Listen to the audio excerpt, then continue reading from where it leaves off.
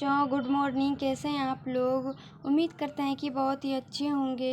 एक बार फिर से स्वागत है आप सभी का डिजिटल शिक्षा बिहार यूट्यूब चैनल पे। अगर आप हमारे चैनल पे नए हैं तो चैनल को सब्सक्राइब करें और वीडियो को लाइक करें।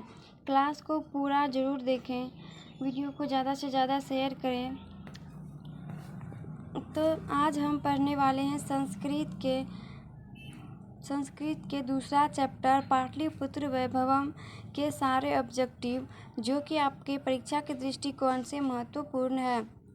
तो चलते हैं प्रश्न की ओर। उम्मीद करते हैं कि आपको ये क्लास पसंद आएगी। तो प्रश्न संख्या 1 में दिया हुआ है कि तत्र तीर्थयात्रिणः दर्शनार्थम आयान्ति। प्रश्न निर्माण हेतु रेखांकित पद के स्थान में क्या होगा? तो रेखांकित पद के स्थान में होगा के। ऑप्शन नंबर ए हो जाएगा सही आंसर। पुरंदरः पद का अर्थ है, पुरंदरः पद का अर्थ है तो पुरंदरः पद का इंद्र अर्थ होगा। चलते हैं प्रश्न संख्या किसके काल में पाटलिपुत्र की रक्षा व्यवस्था और शोभा उत्कृष्ट थी? किसके काल में पाटलिपुत्र की रक्षा व्यवस्था और शोभा उत्कृष्ट थी? तो चंद्रगुप्त मौर्य के काल में रक्षा व्यवस्था और शोभा उत्कृष्ट थी। बुद्ध काले पाटलिपुत्रस्य नगरस्य नाम किम? बुद्ध काले पाटलिपुत्रस्य नगरस्य नाम किम? तो यह पाटलिग्राम हो जाएगा सही आंसर। चलते हैं प्रश्न संख्या 5 में पटना में गंगा नदी पर कौन सेतु है? पटना में जो गंगा नदी है उस पर कौन सी सेतु है? तो गांधी सेतु है। पटना में गंगा नदी पर गांधी सेतु है। गोलघर कहाँ है? गोलघर कहाँ है? तो गोलघर पटना में है, जो कि अनाज रखने के उद्देश्य से बनाया गया था गोलघर। कुट्टनीम काव्य के रचनाकार कौन है? कुट्टनीम काव्य के रचनाकार कौन है? तो दामोदर गुप्त हैं। Option number B. 8 में दिया हुआ है कि कस्य महापुरुषस्य जन्मस्थानं पाटलिपुत्रे अस्ति। 8 का आंसर हो जाएगा डी। गुरु गोविंद सिंह का जन्म पटना में हुआ था। सिखों के 10वें गुरु कौन थे? तो गुरु गोविंद सिंह सिखों के 10वें गुरु थे। पाटलिपुत्र किस प्रांत की राजधानी थी? पाटलिपुत्र किस प्रांत की राजधानी थी? तो ये हो जाएगा बिहार। पाटलिपुत्र बिहार प्रांत की राजधानी थी। तो 11 में दिया हुआ है कि दामोदर गुप्त ने किस काव्य की रचना की? दामोदर गुप्त ने किस काव्य की रचना की? तो मैं इसका सेंस कुट्टनीमतम हो जाएगा। कुट्टनीमत इसका सेंस हो जाएगा। दामोदर गुप्त ने कुट्टनीमतम की रचना की। काव्य मीमांसा की बात करें तो काव्य मीमांसा राजशेखर ने की है इसकी रचना। तो काव्य मीमांसा के कवि कौन है? तो राजशेखर हो जाएगा। Option number A. 13 में दिया हुआ है कि राज्ञः अशोकस्य समये अस्य नगरस्य वैभवः कीदृशम् आसीत्। तो इसका सही आंसर हो जाएगा ऑप्शन नंबर सी हो जाएगा समृद्धम।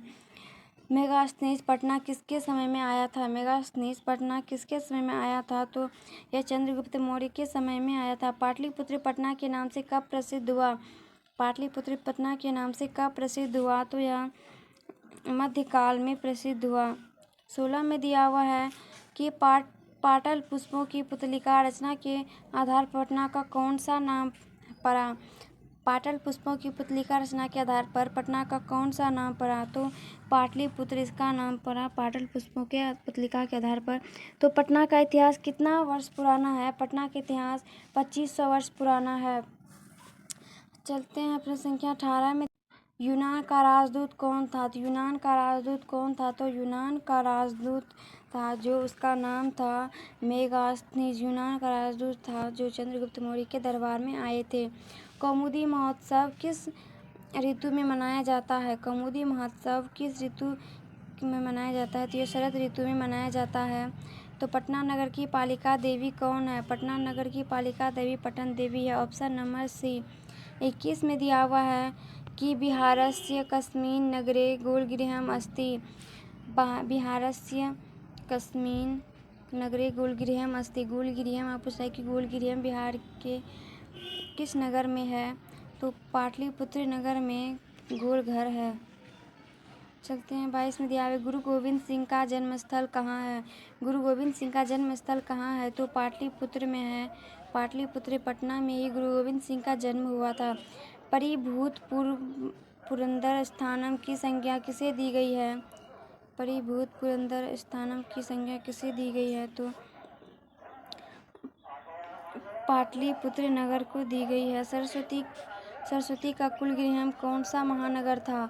सरस्वती का कुलगृह कौन सा महानगर था? तो पाटलिपुत्र हो जाएगा सही answer option number C. Patna में हमेशा युद्ध, आग और बाढ़ भय रहेगा, किसने कहा? पटना में हमेशा युद्ध, आग और बाढ़ का भय रहेगा, यह किसने कहा? तो यह भगवान बुद्ध ने कहा था। कौमुदी महोत्सव अतीव प्रचलित है। कौमुदी महोत्सव अतीव प्रचलित है, इसका सही आंसर हो जाएगा ऑप्शन नंबर सी गुप्त शासन काले। 27 में दिया हुआ है कि पाटलिपुत्र वैभवम पाठ में किस शहर का वर्णन है? पाटलिपुत्र वैभवम किस शहर का वर्णन है? तो इसमें पटना का वर्णन है। तो चलते हैं 28 में दिया हुआ है कि काल चक्र के कारण कितने वर्ष तक मध्यकाल में पटना की स्थिति जर्जर रही थी? तो काल चक्र के कारण कितने वर्ष तक मध्यकाल में पटना की स्थिति जर्जर रही थी, यानी कि खराब स्थिति रही थी?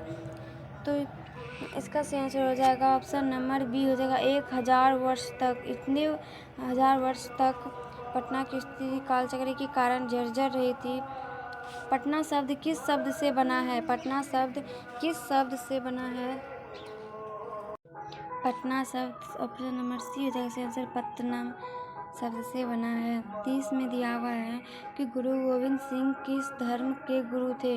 गुरु गोविंद सिंह किस धर्म के गुरु थे? हिंदू, जैन, बौद्ध या सिख? तो गुरु गोविंद सिंह सिख धर्म के गुरु थे। पाटलिपुत्र किस नदी के किनारे अवस्थित है? पाटलिपुत्र किस नदी के किनारे अवस्थित है? गंगा नदी के किनारे अवस्थित है। ऑप्शन नंबर ए राजशेखर का प्रमुख काव्य ग्रंथ है काव्य मीमांसा। राजशेखर ने काव्य मीमांसा की रचना की थी। 33 में दिया हुआ है कि गुरु गोविंद सिंह का जन्म स्थान किस नाम से प्रसिद्ध है? गुरु गोविंद सिंह का जन्म किस नाम से प्रसिद्ध है? तो गुरु गोविंद सिंह का जन्म स्थान गुरुद्वार के नाम से प्रसिद्ध है। ऑप्शन नंबर बी हो जाएगा सही आंसर।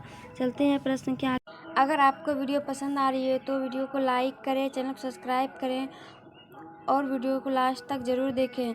34 में दिया हुआ है कि कालांतर में कौन गांव पाटलिपुत्र कहलाया? कालांतर में कौन सा गांव पाटलिपुत्र कहलाया? तो ऑप्शन नंबर सी हो जाएगा पाटली। गोविंद सिंह सिख संप्रदाय से गुरु आश्रित रिक्त स्थान को उचित पद से भरे।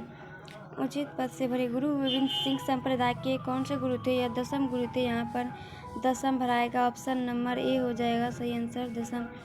मेगास्थनीज कहाँ का राजदूत था? मेगास्थनीज यूनान का राजदूत था। मध्यकाले पाटलिपुत्रम वर्ष सहस्र परिमितम जीर्णताम भूत रेखांकित पद का प्रश्न निर्माण निम्न में से कौन सा है? तो 37 का सही आंसर हो जाएगा ऑप्शन नंबर बी हो जाएगा सही आंसर कदा। इसका कदा सही आंसर हो जाएगा। अगर आपको वीडियो पसंद आ रही है तो वीडियो को लाइक करें, चैनल को सब्सक्राइब करें और वीडियो को लास्ट तक जरूर देखें। 38 में दिया हुआ है कि पाटलिपुत्र विशेष रूप से क्षेत्र रहा। पाटलिपुत्र विशेष रूप से क्षेत्र रहा। धर्म का, उद्योग का, राजनीति का, इनमें से सभी। तो 38 का सही आंसर हो जाएगा ऑप्शन नंबर डी हो जाएगा सही आंसर इनमें से सभी। यह पाटलिपुत्र विशेष रूप से सभी क्षेत्र का, धर्म का, उद्योग का, राजनीति का सभी सही आंसर हो जाएगा। 39 में दिया हुआ है कि फाह्यान चीन से भारत किसके शासन में आया था? फाह्यान चीन से भारत किसके शासन में आया था? तो यह गुप्त के शासन काल में आया था। 39 का आंसर ऑप्शन ए हो जाएगा गुप्त के शासन, जो कि चंद्रगुप्त मौर्य होगा सही आंसर इसका। वैनसांग कब आया था? वैनसांग कब आया था? तो 40 में दिया हुआ है कि वैनसांग कब आया था? तो आपको बताना है कि वैनसांग वर्धन वंश के समय में आया था। वर्धन वंश के समय में आया था। यह ग्राम महानगर होगा और अग्निदाह और बाढ़ से हमेशा घिरा रहेगा, ऐसा किसने कहा? तो ऐसा बुद्ध ने कहा था, यह आपको पता होगा। किस काल में पाटलिपुत्र की शोभा एवं व्यवस्था अत्यंत ही उत्कृष्ट थी? किस काल में पाटलिपुत्र की शोभा एवं व्यवस्था अत्यंत उत्कृष्ट थी? तो इसका सही आंसर हो जाएगा ऑप्शन नंबर बी हो जाएगा सही आंसर मौर्य काल में, चंद्रगुप्त मौर्य के काल में। पतंजलि महर्षि कृत है। पतंजलि महर्षि कृत है तो महाभाष्य है। नगर का समुद्धार कब हुआ? नगर का समुद्धार कब हुआ? तो नगर का समुद्धार मुगल वंश के काल में हुआ था। व्याकरण की रचना किसने की? व्याकरण की रचना ऑप्शन नंबर ए पाणिनि ने पाणिनि ने की। पाटलिपुत्र में स्थित है महावीर मंदिर, तारामंडल, जीव उद्यान, मौर्यकालिक अवशेष या इनमें से सभी। तो यह सभी अवस्थित है पाटलिपुत्र में। महावीर मंदिर भी है, तारामंडल, जैविक उद्यान, मौर्यकालिक अवशेष भी है और इनमें से इसका सही आंसर हो जाएगा इनमें से सभी। कौमुदी महोत्सव आज की किस पूजा के समान होता है? कौमुदी महोत्सव आज की किस पूजा के समान होता है? तो कौमुदी महोत्सव आज दुर्गा पूजा के रूप में मनाया जाता है। इंडिका किसकी पुस्तक थी? तो इंडिका किसकी पुस्तक है? तो इंडिका मेगास्थनीज ने लिखा है। तो इंडिका मेगास्थनीज की पुस्तक है। तो चलते हैं प्रश्न संख्या 49 का आंसर जानने से पहले अगर आप हमारे चैनल पर नए हैं तो चैनल को सब्सक्राइब करें और वीडियो को लाइक करें और कमेंट में बताएं कि वीडियो आपको कैसी लगी। मुद्रा राक्षस ग्रंथ में किस शहर की प्राचीनता का संकेत है? मुद्रा राक्षस ग्रंथ में किस शहर की प्राचीनता का संकेत है? तो 49 का सही आंसर हो जाएगा ऑप्शन नंबर सी हो जाएगा, पाटलिपुत्र हो जाएगा। विद्वानों ने पृथ्वी का तिलक किसे कहा है? पाटलिपुत्र को विद्वानों ने पृथ्वी का तिलक कहा है। इंद्रलोक एवं स्वर्ग से भी सुंदर की उपमा किसको दिया गया है? तो पाटलिपुत्र को दिया गया है। ऑप्शन नंबर ए हो जाएगा सही आंसर। उम्मीद करते हैं कि आपको क्लास अच्छी लगी होगी। उम्मीद करते हैं आपको प्रश्न याद भी हो गए होंगे। अगर आप हमारे चैनल पे नए हैं या चैनल सब्सक्राइब नहीं किए हैं तो चैनल सब्सक्राइब करके जाइए और वीडियो को लाइक करें और कमेंट करना ना भूलें कि